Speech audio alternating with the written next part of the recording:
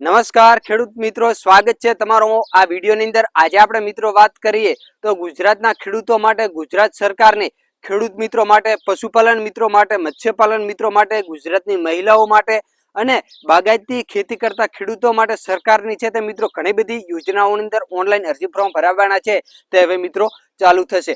આ યોજનાઓની અંદર અમુક જગ્યાએ દેખીએ તો મિત્રો તાલુકાનો લક્ષ્યાંક હોય છે, જિલ્લાનો લક્ષ્યાંક હોય છે, જેના લીધે જે ખેડૂત મિત્રોને જે યોજનાની અંદર સબસિડી જોતી હોય તેની અંદર ફોર્મ ભરતા નથી, તેમને ખબર ન હોવાના લીધે એ ફોર્મ ભરતા નથી ને એમને સબસિડી છે તે મળતી પણ નથી। જો મિત્રો આવનારા સમયની અંદર હવે મિત્રો વાત કરીએ તો થોડાક દિવસોની અંદર ઓનલાઈન અરજીઓ ચાલુ થશે તો એ બધી યોજનાઓની સૌથી પહેલા જો મિત્રો તમારે માહિતી મેળવવી હોય, સૌથી પહેલા જો મિત્રો તમારે ફોર્મ ભરવું હોય, જો આ વર્ષે મિત્રો તમારે સબસિડી જોતી જ હોય તો મિત્રો તમે અમારી યુટ્યુબ ચેનલને સબસ્ક્રાઇબ કરો, ઇન્સ્ટાગ્રામને મિત્રો ફોલો કરો, જેના લીધે જે પણ મિત્રો યોજના ચાલુ થાય છે, વાત કરીએ કે આવતીકાલે છે તો ટ્રેક્ટર સહાય યોજના વિશે મિત્રો ફોર્મ ભરાવાના ચાલુ થશે, રોટાવેટર માટે ફોર્મ ભરાશે, તબેલો બનાવવા માટે ફોર્મ ભરાશે। પણ જો મિત્રો તમને જો ખબર જ નહીં હોય અને જો મિત્રો તમને રહીને હળવું ખબર પડશે તો આ યોજનાને છે તે મિત્રો લક્ષ્યાંક પૂરો થઈ જશે અથવા તો જે તેની છેલ્લી તારીખ હોય છે એ મિત્રો પૂરી થઈ જશે। તમને મિત્રો ખબર જ નહીં પડે કે ક્યારે યોજના ચાલુ થઈ અને ક્યારે પૂરી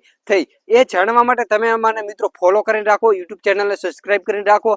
જેવી જે મિત્રો યોજના ચાલુ થાય તેના અમે મિત્રો એના એ જ દિવસે યુટ્યુબ ચેનલ ઉપર વિડીયો મૂકીએ છીએ, ઇન્સ્ટાગ્રામ ઉપર મિત્રો વિડીયો મૂકીએ છીએ, જેના લીધે મિત્રો તમે ઓનલાઈન અરજી ફોર્મ ભરી શકો અને તમે પણ મિત્રો સબસિડી સહાય મેળવી શકો। તે માટે મિત્રો ફોલો કરવાનું ભૂલતા નહીં, સબસ્ક્રાઇબ કરવાનું ભૂલતા નહીં અને આવા દરરોજના વિડીયો જોતા રહો। અને વાત કરીએ મિત્રો તમે કયા જિલ્લાથી વિડીયો દેખો છો એ કોમેન્ટ કરીને જણાવજો। અને ગયું વર્ષ છે મિત્રો 2025 ની અંદર તમે કોઈ યોજનાની અંદર લાભ લીધો હતો કે નહીં એ પણ મિત્રો કોમેન્ટ કરીને જણાવજો। જય દ્વારકાધીશ, જય ઠાકર।